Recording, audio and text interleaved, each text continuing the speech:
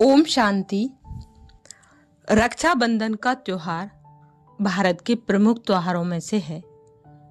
यह बहनों और भाइयों के पारस्परिक स्नेह और संबंध के रूप में ही मनाया जाता है। इस दिन बहनें भाइयों को मौली बांधती हैं और मिठाइयों से भाइयों का मुख मीठा कराती हैं, और भाई भी बहनों को मन ही मन वचन देते हैं कि वे भाई का नाता ठीक निभाएंगे। परंतु मौली के कच्चे धागे की तरह यह संबंध भी कच्चा ही रह जाता है। एक दिन मुख मीठा करने के बाद फिर आपस में कई बार कलह क्लेश करके बहनें और भाई एक दूसरे का मुख कड़वा भी कर देते हैं।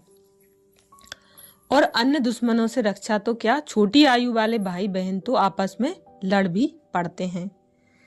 यदि ज्ञान की दृष्टि से देखा जाए तो रक्षाबंधन एक बहुत ही रहस्य युक्त पर्व है।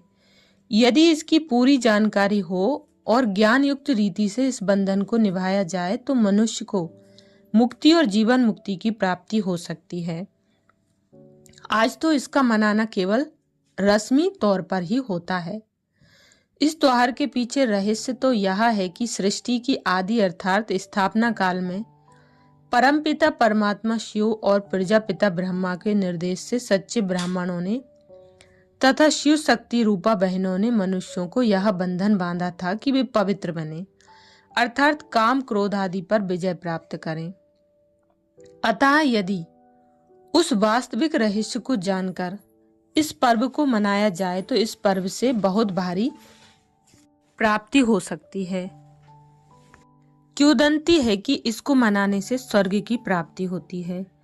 इसके बारे में एक जगह यह भी वर्णन आता है कि जब असुरों से हारकर इंद्र ने अपना राज्य भाग्य गंवा दिया था तो उसने भी इंद्राणी से यह रक्षाबंधन बंधवाया था और इसके फलस्वरूप अपना खोया हुआ स्वराज्य पुनः प्राप्त कर लिया था।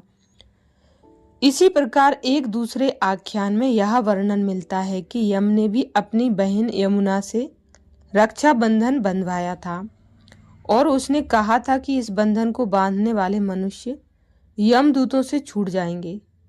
प्रश्न उठता है कि इस त्योहार से इतनी बड़ी प्राप्ति कैसे होती है। इसका उत्तर इस त्योहार के अनन्यान नामों से ही मिल जाता है। विष तोड़क पर्व, पुण्य प्रदायक पर्व इत्यादि जो इसके अन्य नाम हैं।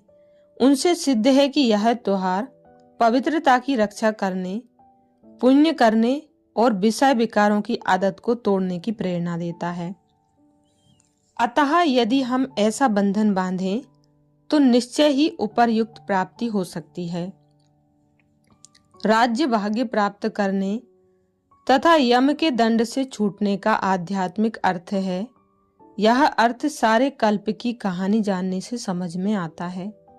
सतयुग और त्रेता में तो सभी मनुष्य आत्माएं पूर्ण पवित्र निर्विकारी थीं, इसलिए उन्हें स्वर्ग का सुख और स्वराज्य प्राप्त था और श्रेष्ठाचार के कारण वे देवी देवता कहलाती थीं। द्वापर युग से लेकर वही देवी देवता वाम मार्ग में चले गए, अर्थात विकारों के वश हो गए और इन काम क्रोधादि विकारों से हार कर उन्होंने अपना राज्य भाग्य गंवा दिया। अब संगम समय फिर से परमपिता परमात्मा शिव प्रजापिता ब्रह्मा के मुख द्वारा सहज ज्ञान और राजयोग की शिक्षा देकर पतितों को पावन अथवा शूद्र से सच्चे ब्राह्मण बना रहे हैं। अतः जो मनुष्य आत्माएं पवित्रता का बंधन बांधेंगी वे पुनः देवपद प्राप्त करेंगी, अर्थात अपना खोया हुआ स्वराज्य राज्य भाग्य प्राप्त करेंगी और यम के दंड से भी छूट जाएंगी और मुक्ति भी प्राप्त करेंगी। ऊपर जो कल्प की कहानी बताई गई है उससे इस प्रश्न का समाधान मिल जाता है।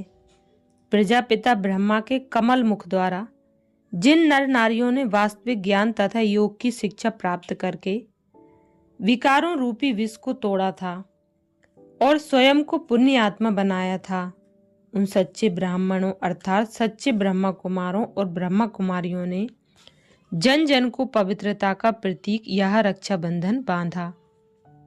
जिन्होंने ईश्वरीय ज्ञान और सहज राजयोग सीखकर उस बंधन को निभाया, उन्होंने मुक्ति और जीवन मुक्ति प्राप्त की। अतः इस बंधन को आज तक भी मनाया जाता है और आज ब्राह्मण भी यह बंधन बांधते हैं तथा बहनें भी। यद्यपि विकारी व्यक्तियों को अन्य किसी को यह बंधन बांधने का अधिकार नहीं है। अच्छा, ओम शांति।